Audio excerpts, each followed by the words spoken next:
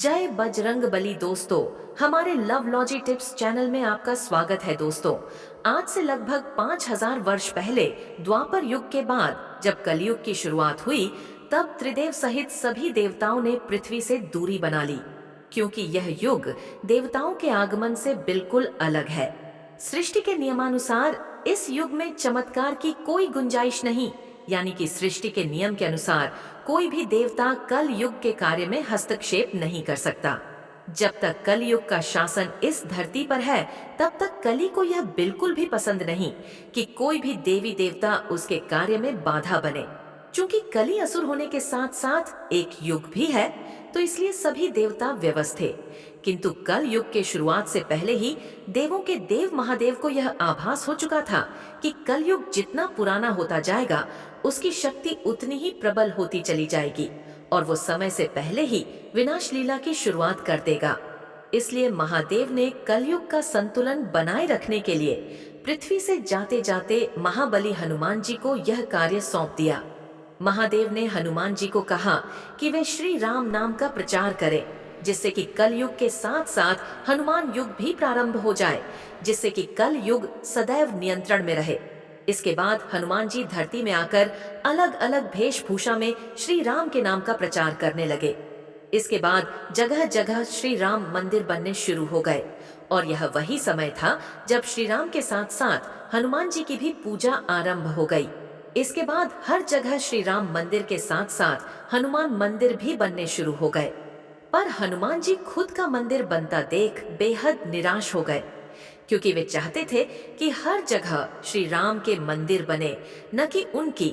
क्योंकि हनुमान जी खुद को सिर्फ श्री राम का सेवक ही मानते थे, वे भगवान बनने के बिल्कुल भी इच्छुक नहीं थे। और जब हनुमान युग की शुरुआत होने लगी, तब यह बात कल युग को पता चली। फिर कल युग गुस्से में पागल हो गया और उससे रहा न गया। फिर उसने हर बार मंदिरों और मंदिरों के आसपास रहने वाले लोगों में पांव फैलाने की तमाम कोशिश की, पर वो हर बार नाकाम होता गया। फिर उसे पहली बार हनुमान जी की ताकत का एहसास हुआ। कली समझ गया कि किसी भी मंदिर या मंदिर के आसपास उसकी माया का कोई असर नहीं होने वाला। और फिर उसने बेहद शातिर तरीके से मंदिरों से मीलों दूर रह रहे इंसानों के अंदर मंदिरों के प्रति घृणा की माया फैला दी। और फिर कलयुग की माया में फंसकर लोग मंदिरों के प्रति काफी हिंसक हो गए। फिर लोग मंदिरों को तोड़ने के साथ साथ साधु संतों को भी दंडित करने लगे। इंसान एक दूसरे के दुश्मन बनने लगे। उस वक्त हनुमान जी श्री राम के ध्यान में लीन थे, लेकिन जब उन्हें कलयुग के इस दुस्साहस का आभास हुआ, तो हनुमान जी काफी क्रोधित हो उठे और कली यानी कि गली युग की तलाश में निकल पड़े। और उन्होंने आकाश पाताल जंगल हर जगह कलयुग को ढूंढा। फिर इतने खोज के बाद आखिरकार दोनों आमने सामने आ ही गए। हनुमान जी को सामने देख कलयुग घबरा गया। फिर उसने अपने शब्द उसे हनुमान जी ने अंधाधुंध प्रहार करना शुरू कर दिया, लेकिन कलयुग के शक्तियों का हनुमान जी पर कोई असर न हुआ। और फिर कलयुग ने अपनी माया दिखाई और हनुमान जी पर हावी होने की कोशिश की। कुछ देर तक हनुमान जी कलयुग के इस ताकतवर माया जाल में उलझे रहे, लेकिन कुछ क्षण के बाद कलयुग का यह बिछाया हुआ माया जाल भी टूट गया।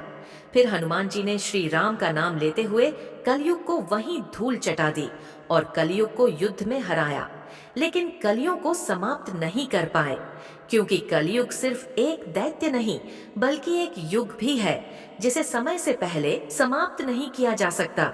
फिर कल युग वहां से गायब होकर कहीं छिप गया और उसी समय से हनुमान जी और कलयुग के बीच ऐसे ही तमाम युद्ध होते चले आ रहे हैं। हर बार हनुमान जी ने कलयुग को शिकस्त दी। इसलिए बुराई कुछ समय के लिए अच्छाई पर हावी जरूर होती है, पर अंत में जीत सच्चाई की ही होती है।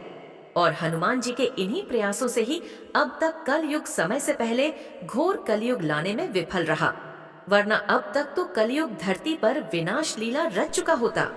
यदि आज धरती में कहीं अच्छे काम हो रहे हैं, यदि कहीं ईमानदारी है, यदि कहीं सच्चाई है, तो वह हनुमान जी की ही देन है। और इसलिए हनुमान जी को कलयुग का देवता भी कहा जाता है, क्योंकि इस कलयुग में एक हनुमान जी ही है जो सच्चे लोगों का सहारा है। तो आज के लिए इतना ही। यदि वीडियो पसंद आई हो तो वीडियो को लाइक जरूर करें।